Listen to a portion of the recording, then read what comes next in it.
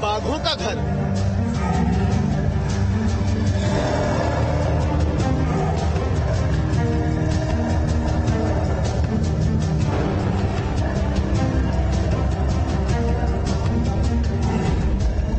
Corbett to Kaziranga, शानदार सफर।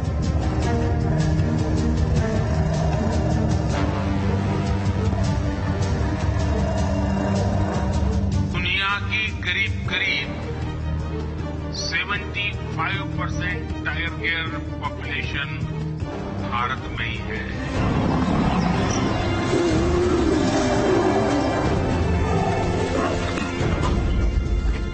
रणथंभौर में करता है रण।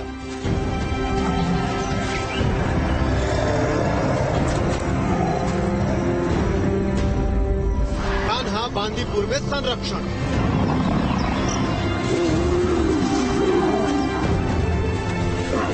4 साल पुरानी रॉक आर्ट्स में टाइगर के चित्र पाए गए।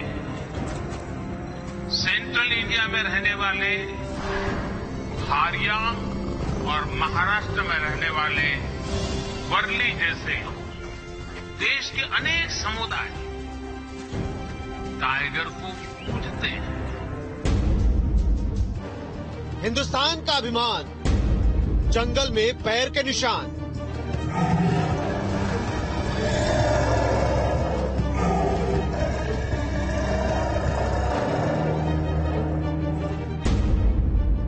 जंगल जंगल बाघ मिला है।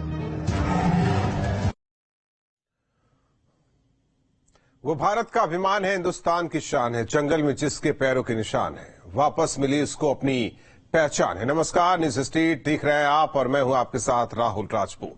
बाघ न सिर्फ भारत का राष्ट्रीय पशु है बल्कि भारत के अभिमान से भी जुड़ा हुआ है। जंगल का ये शानदार शिकारी भारत की पहचान से जुड़ा रहा है और आज इस बाघ की दहाड़ और भी बुलंद हो चुकी है। बाघ की बढ़ती हुई आबादी इस बात का सीधा संकेत है कि जंगल के इस शिकारी का दायरा पहले से कहीं ज्यादा बढ़ा है। वर्ल्ड टाइगर डे पर आपको हम दिखाएंगे इस शानदार जीव का सफरनामा अपने शो जंगल जंगल बाघ मिला है में।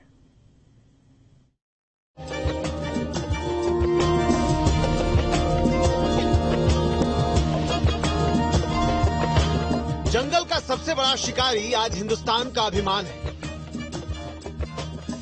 बाघों का बसेरा है भारत।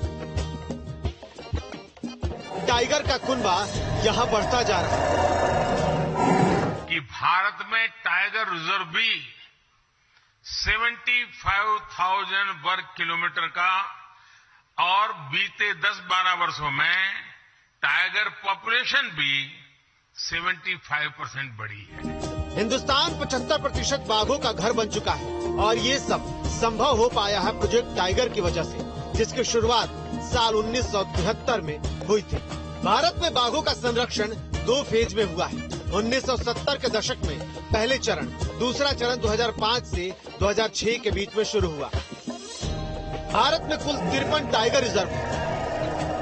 आंकड़ों के मुताबिक देश में बाघों की आबादी 2006 में 1411, 2010 में 1706, 2014 में 2226 और अब 2018 में 2967 थी, जो 2023 में बढ़कर 3167 हो गई। शिवालिक पहाड़ियों, गंगा के मैदानी लैंडस्केप, मध्य भारत और सुंदरवन में बाघों की आबादी बढ़ी है।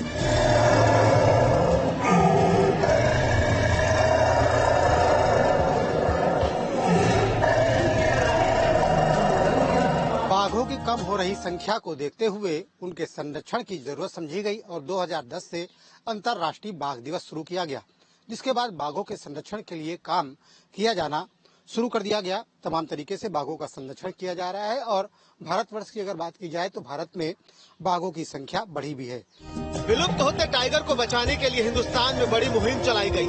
50 साल पहले 1973 में शुरू हुई प्रोजेक्ट टाइगर के कारण इनकी संख्या को बढ़ाने में काफी मदद मिली। प्रधानमंत्री मोदी ने कुछ समय पहले ही इंटरनेशनल बिग कैट्स अलायंस भी लॉन्च किया, जो एक अंतर्राष्ट्रीय सहयोगी कार्यक्रम है, जिसका उद्देश्य दुनिया की 7 प्रमुख बड़ी बिल्लियों बाघ, शेर, तेंदुआ, हिम तेंदुआ, प्यूमा, जगुआर और चीता की सुरक्षा और संरक्षण पर ध्यान केंद्रित करना है।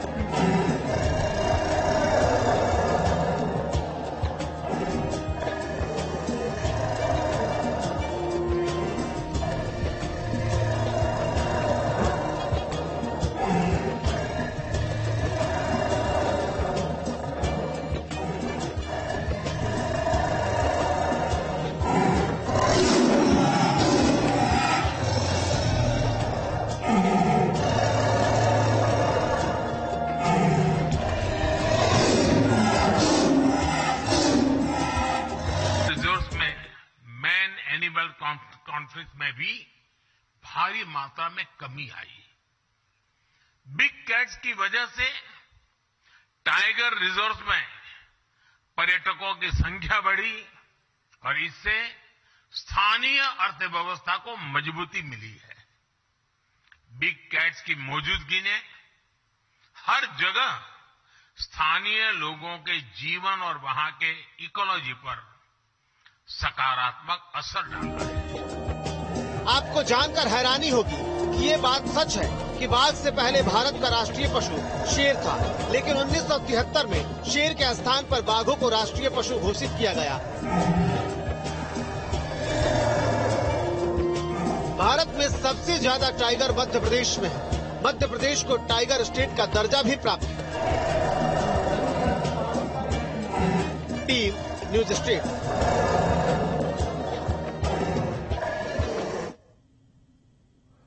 अब आपको कानपुर लेकर चलते हैं। यहाँ एक ऐसे बाघिन की कहानी बताते हैं जिसने बाघों का कुनबा बढ़ाया।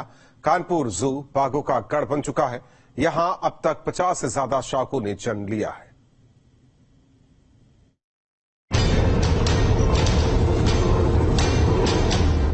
ये कानपुर जू की बाघिन तृषा है।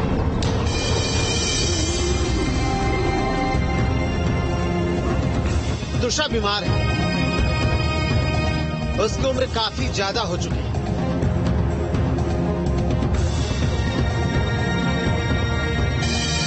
तृषा ने सबसे ज्यादा 14 शावकों को यहाँ जन्म दिया। साल 2010 में फारुखाबाद के जंगल से बाघिन तृषा और बाघ अभय को लाया गया।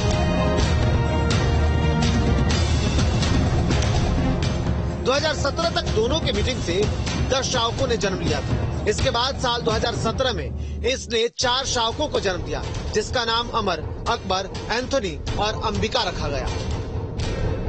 कानपुर प्राणी उद्यान में 50 से अधिक शावकों ने जन्म लिया। इनमें एक बाघिन तृषा का बेहद महत्वपूर्ण स्थान है।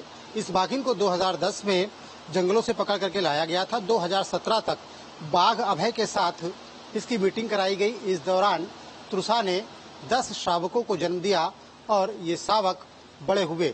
इसके बाद 2017 में प्रशांत नामक बाघ चिड़ियाघर में आया था और उस बाघ से तृषा की मीटिंग हुई।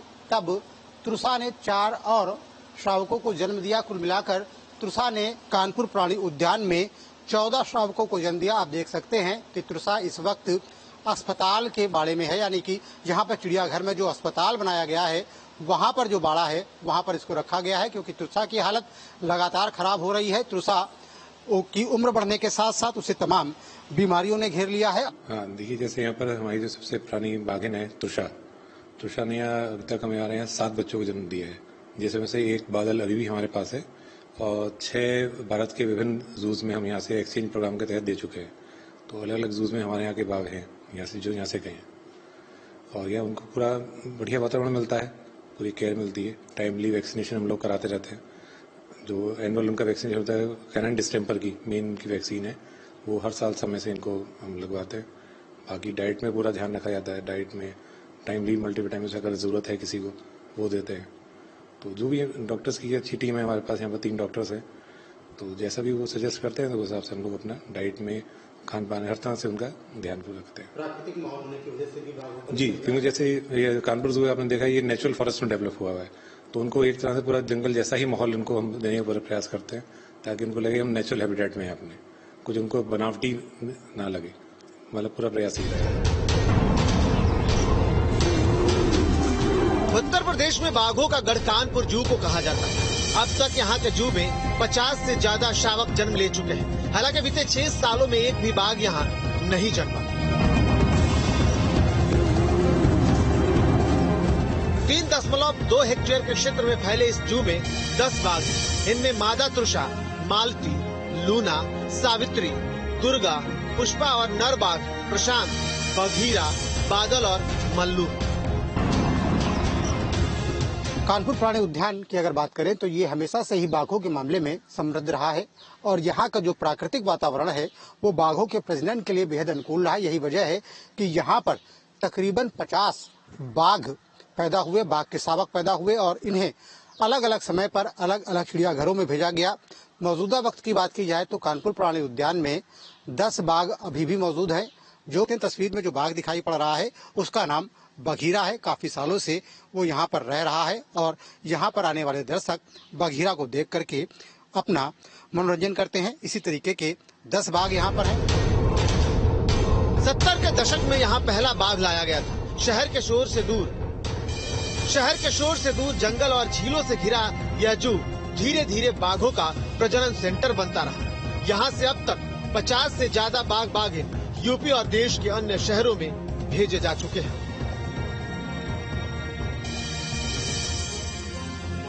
तस्वीर देख सकते हैं कि सफेद बाघ इन्हें हाल में ही चिड़ियाघर में लाया गया है और ये दो बाघ यहाँ पर लाए गए हैं जो कि सफेद हैं। इन पर धारियां काली हैं लेकिन इनका रंग सफेद है और दोनों ही ये मादा हैं।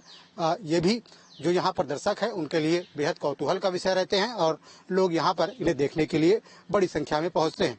आपको बता दें कि कानपुर प्राणी उद्यान शुरुआत से ही बाघों के मामले में धनी रहा है और यहाँ पर 50 से अधिक शावकों का जन्म हो चुका है। वीडियो जर्नलिस्ट प्रिंस पांडे के साथ श्याम तिवारी, न्यूज स्टेट कानपुर।